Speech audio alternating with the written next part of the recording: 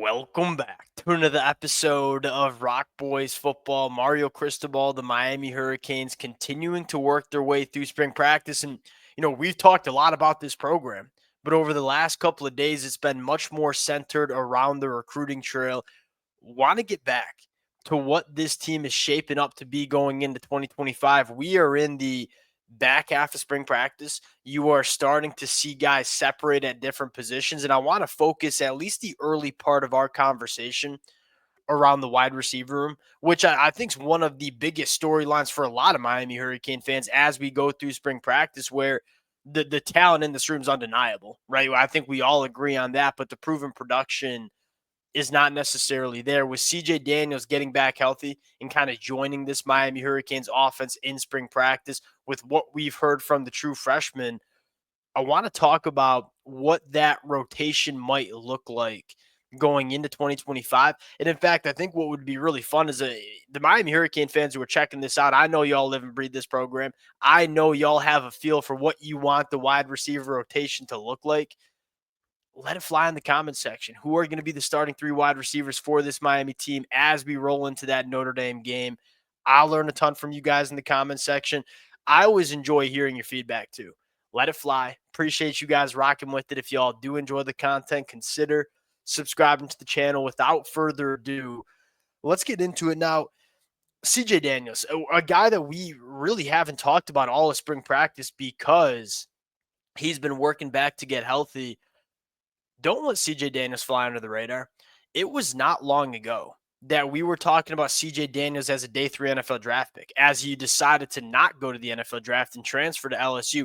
Go back to 2023 at Liberty when all these things were firing for CJ Daniels. He was a guy that caught for over 1,000 yards, averaged 19.3 yards per catch, and had a 67% completion percentage when targeted. That is an extremely high number. If you're averaging 20 yards per catch and your completion percentage when targeted is 67%, that is elite. He was extremely good at Liberty, had a lot of buzz around him going into LSU, and it was kind of an underwhelming year, you might say, at LSU. But when you look at the numbers, it really wasn't all that bad. It was a 75% completion percentage when CJ Daniels was targeted. Good things were happening. He did not drop a single football at LSU in 2024. He just didn't get, as involved as I think a lot of us expected him to be in that LSU wide receiver room in 2025 or 2024, excuse me, even though he started every single game but one during his time at LSU. I feel like because it was an underwhelming year in kind of a weird situation for him at LSU, we're just acting like he ain't that guy. 12 months ago, we were talking about CJ Daniels maybe being a top 10 wide receiver in the country. Continue to monitor what the buzz is as CJ Daniels works back to get healthy. I think he will be your starting X wide receiver. He's the most productive wide receiver in this room. He's the most experienced wide receiver in this room. And I think Joshua Moore will play because this kid is extremely talented. But as who's the more consistent football player as we sit right now, it's probably CJ Daniels with a young buck and Joshua Moore nipping at them heels. And that's how you want a position to look, where you have a guy that you expect to start, who you know is a really good football player, who you know has a lot of talent, but then you got a young guy pushing him. That's how you want to build this roster. JoJo Trader is probably in my opinion, biggest lock to be a starter. It sounds like JoJo Trader's best wide receiver on this football team. What excites me about JoJo Trader is it's not just, all right, he's buzzing in spring practice going into year 2. The ceiling for this kid at wide receiver is astronomically high. I don't think a lot of people realize how high it is. So to hear him kind of putting it together as an actual wide receiver, a guy that, throughout most of his high school years, you weren't really sure what position he was going to play. He's focusing on wide receiver. He's really honing in his craft in terms of separating the route tree. We all know what he can do after the catch. Look, if you told me JoJo Trader went for over 1,000 yards, I wouldn't be surprised. I don't think a lot of Miami Hurricane fans who are following this program would be either. An interesting position battle that maybe I have not talked enough about is in that slot, which again is a very important position, especially considering Carson Beck loves to go to the slot wide receivers. He loved to go to Dominic Lovett last year. He loved to go to Ladd McConkey 2 years ago. Malachi Tony's been the guy getting the buzz. He's kind of the new toy, right? Reclass guy, early enrollee, flashed early in spring practice. And I'm still very confident that Malachi Tony's going to play and going to produce for Miami. Wouldn't sleep on Ray Joseph. I feel like, and I'm probably guilty of this too. I'm certainly guilty of this. Not talking enough about Ray Ray. You look at Ray Ray, he's only going into year 3. I think it's unfair to just quantify him as a bust because he hasn't even played year 3 of college football yet. And he was sitting behind one of, if not the best slot wide receivers in all of college football last year. So it's been a quiet 2 years for Ray Ray. And then in this spring practice window, all the attention is going to the early enrollee freshman Malachi Tony. Ray Joseph, he's got some juice. And we knew him coming out of high school as the athletic profile was awesome. He's a little bit of a shorter wide receiver, but a ton of juice. The movement skills are elite. Needed to become a better wide receiver, not just a raw athlete.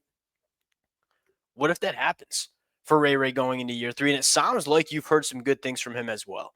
I guess what I'm trying to say is that's going to be a very intriguing position battle to monitor, not only through the rest of spring practice, but also going into fall camp. Where if you're a Miami fan, you feel like, hey, whoever wins that job is probably going to be pretty dang good for Miami in 2025. But don't sleep on Ray Joseph either. And that might be another conversation to have where maybe the depth of the wide receiver room is not as much of a problem as we thought with some of the names. Even a guy like Dalen Upshaw, early enrollee true freshman, I'd be surprised if he plays a ton as a freshman in 2025, but a guy that is going out making plays in spring ball too. Feel good about the depth in the wide receiver room. But here's another conversation that as I was, working through the wide receiver room, this is my prediction, by the way. CJ Daniels, JoJo Trader, Malachi Tony, and that's kind of a or with Ray Joseph. That's my prediction of your starting 3 wide receivers. I've been putting a lot of thought into this. Wouldn't be surprised if we see more 2 tight end sets for Miami in 2025. Now, why is that? You go back to the 2024 year where you did see Miami go to 2 tight end sets a decent amount, even though the engine of that offense was the passing attack with Cam Ward, Xavier Restrepo, Jacoby George, Isaiah Horton. What's the engine of this offense in 2025?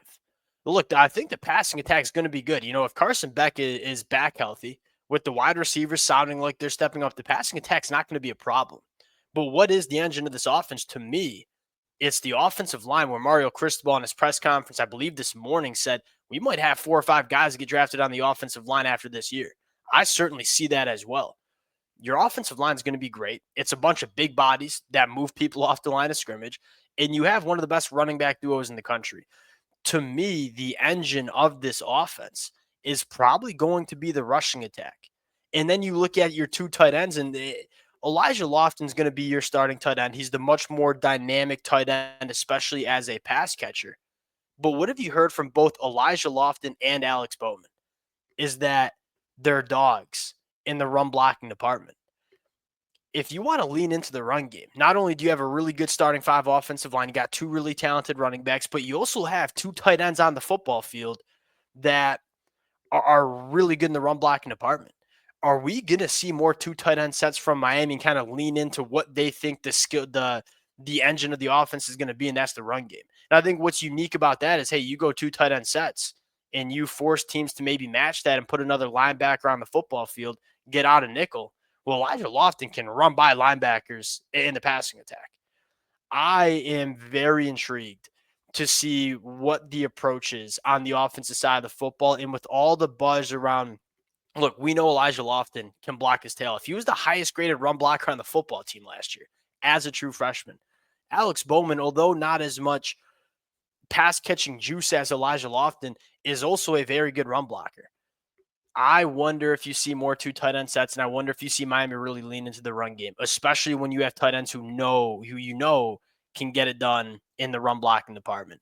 Another thing to kind of monitor as we go into the spring game, as we go into fall camp. Going over quickly to the defensive side of the football, a name caught my eye. A name that I really like coming out of high school that we knew Marquise Lightfoot was not going to be a year 1 guy, right? And quite frankly, we weren't even sure if it was going to be year 2 for Marquise Lightfoot. Well, it might be. And look, I think you have your 2 deep set on the edge. Akeem Mesidor, Ruben Bain, Armando Blunt, Hayden Lowe. You just continue to hear Hayden Lowe sounds like he's going to be a straight up guy for Miami in 2025. Marquise Lightfoot's probably not going to play much against the run because there's still some development that needs to take place with his frame. You can just see it in the pictures. Well, you got your run stoppers. Ruben Bain's a big edge. Akeem Ezador's a big edge. Hayden Lowe, big edge. Armando Blunt, big edge. You got your guys who can be hammer stopping the run. Does Marquise Lightfoot get involved in the pass rush for Miami in 2025? Probably not a guy that plays a ton of football for Miami, but in those third and long situations where teams are going to be throwing the football, or at least looking to, Marquise Lightfoot, and he's 6'4", he's got 35-inch arms, he's got an insane first step off the line of scrimmage. Can he be a pass rush specialist for Miami? Because you heard he's kind of running with the twos a little bit in practice. Keep an eye on a guy like Marquise Lightfoot, who this kind of tells you what Mario Cristobal is doing with this program, by the way. Like, we're sleeping on a former five-star guy who's only going into year 2. And I think this is the first time we've talked about Marquise Lightfoot all spring practice. It tells you that the talent that Miami's acquiring, especially along the lines of scrimmage. The last thing I'll note on a positive note before I get into a question is this 2025 class that Miami signed might be really legit. And it wasn't necessarily the best from a recruiting ranking standpoint. The evaluations might have been really good. You're hearing exceptional things about Hayden Lowe. You're hearing good things about Callum Wiley. And again, for some of these freshmen we're about to list off, it might not be immediately in year 1. But keep an eye on this freshman class because you're hearing great things from a lot of these freshmen. Callum Wiley getting his weight on him. He's looking like a long, athletic linebacker. Dante Simpson sounds like he's going to play for Miami as a year 1 guy. That's huge in terms of depth on the middle of the defensive line. Then you go to the offensive side of the football. We've talked extensively about these wide receivers. But what about SJ on the offensive line? He's probably a guy that if you don't bring in James Brockermeyer, is probably making a case to play year 1. He's probably going to be a multi-year starter for Miami at the center position going forward after this year. Again, really good things from the wide receiver room. You're hearing great things from a guy like Brock Schott, who, again, I don't know how much he plays year 1, but a guy that Miami's really confident about. Luke Nickel had his best day of practice, I believe, this morning, which I think is encouraging for Miami fans. I think there's a little building up concern about, hey, what's the quarterback room going to look like post-2025? It was not the flashiest recruiting class Miami brought in 2025. It sounds like there's a lot of hits. Last thing we'll kind of buzz by. All right, this is kind of the time period where we start having this conversation is, all right, coming out of spring practice, you got to take a healthy evaluation of your roster and figure out what are the holes that we need to fill before we kick off in August. It sounds like there's 2 positions. On offense, maybe one more wide receiver. Although you sounded like this wide receiver is going to be a little better off than we thought it was, but I wouldn't argue against one more wide receiver. It's really at the linebacker and safety room. I think you have confidence in Wesley Bissaint, but you haven't heard a linebacker really step up and be like, hey, I'm the guy for Miami in 2025. So that's maybe a position you want to go add. And then probably just one more safety where Zachariah Poyser is him from what it sounds like. Who's the other safety we have confidence in? Zaquan Patterson, I think, just got back to practice. So you kind of let's evaluate where Zaquan is going into year 2. Markeith Williams has sounded like he's had a good spring, but he is still a slender dude. Dylan Day might be emerging. I guess the point is both at linebacker and safety, there are names that you're monitoring who could step up, but it doesn't sound like anybody necessarily has. It's a good spot to be in.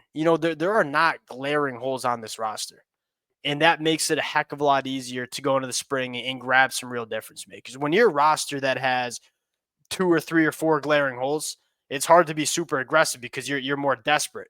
If you were to say, hey, we feel good, we don't have to address the offensive line. We feel good about most of the positions on our football team. Now you can be a little bit more targeted and methodical, patient, and say, hey, if a good safety pops, we don't have to waste our time recruiting other positions. We can really roll out the red carpet and roll out some resources to go address 1 or 2 positions as opposed to 4 or 5. Those are the 2 positions that I think Miami probably will address, and I probably should address. We'll see how it plays out. Hearing some good things, and we'll see. I think Carson Beck maybe getting to throwing sometime soon. I think that's exciting for Miami fans too, and that's another thing I'll note. I'm not trying to drag this one on here.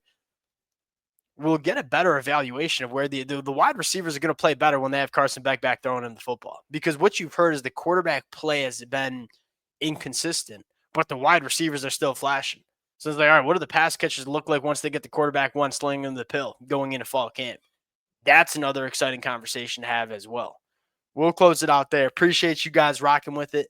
If y'all do enjoy the content, consider subscribing to the channel. I believe we have another scrimmage coming up Saturday. Really excited to talk about the buzz that we have coming out of that one. And we'll talk to y'all later. Peace.